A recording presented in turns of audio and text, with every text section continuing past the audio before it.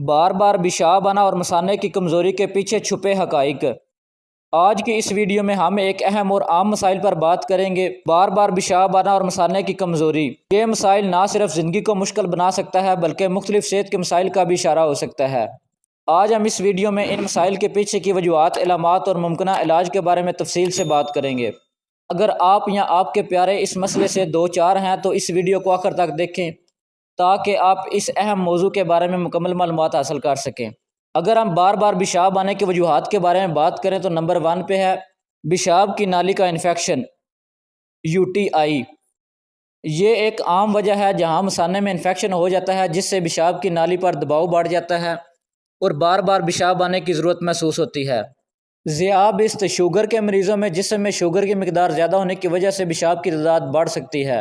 مثانے کی کمزوری، بعض لوگوں میں مثانے کے عضلات کمزور ہو جاتے ہیں جس کی وجہ سے مثانہ مکمل طور پر خالی نہیں ہو پاتا اور تھوڑے تھوڑے وقت بعد پیشاب آتا ہے۔ بڑی پروسٹیٹ غدود، مردوں میں عمر بڑھنے کے ساتھ پروسٹیٹ غدود بڑھ جاتا ہے جو پیشاب کی نالی پر دباؤ ڈال سکتا ہے اور پیشاب کی روانی میں رکاوٹ پیدا کر سکتا ہے۔ نمبر 2، مثانے کی کمزوری کی علامات۔ مثانے کی کمزوری کی کئی علامات ہوتی ہیں جنہیں نظر انداز نہیں کرنا چاہیے، جس میں پہلا پوائنٹ ہے جلدی پیشاب کی ضرورت۔ آپ کو اچانک اور زوردار پیشاب کی ضرورت محسوس ہو سکتی ہے۔ اس کے ساتھ ساتھ پیشاب کنٹرول کرنے میں دشواری، کچھ لوگوں کو پیشاب روکنے میں دشواری ہوتی ہے جس کی وجہ سے کپڑوں میں پیشاب آ جاتا ہے۔ اس کے علاوہ کئی لوگوں کو رات کو بار بار پیشاب آتا ہے۔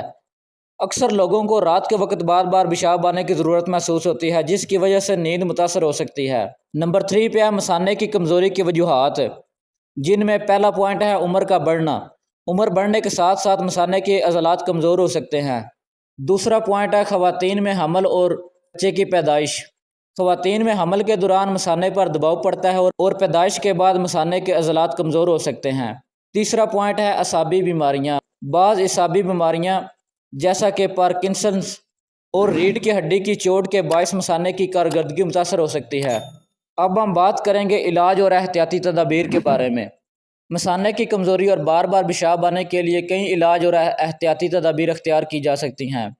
نمبر 1 پہ ہے ادویات۔ ڈاکٹر مخصوص ادویات تجویز کر سکتے ہیں جو کہ مثانے کی کارکردگی کو بہتر بناتی ہیں۔ نمبر 2 پہ ہے سرجری۔ بعض صورتوں میں سرجری کی ضرورت پڑ سکتی ہے، خاص طور پر اکثر پروسٹیٹ غدود بڑھ جانے کی صورت میں۔ نمبر 3، مثانے کی مشقیں۔ گیگل ورزشیں اور مثانے کی تربیت کی مشقیں مثانے کے عضلات کو مضبوط بنانے میں مدد کرتی ہیں۔ نمبر 4، خوراک میں تبدیلیاں۔ زیادہ پانی پینا، کیفین اور الکحل سے پرہیز اور صحت بخش غذا مثانے کی صحت کو بہتر بنا سکتی ہے۔ آپ لوگوں کو چاہیے کہ آپ مثانے کی صحت کو سنجیدگی سے لیں اور کسی بھی غیر معمولی علامات کی صورت میں فوری طور پر ڈاکٹر سے رابطہ کریں اور اپنی صحت کا خیال رکھیں۔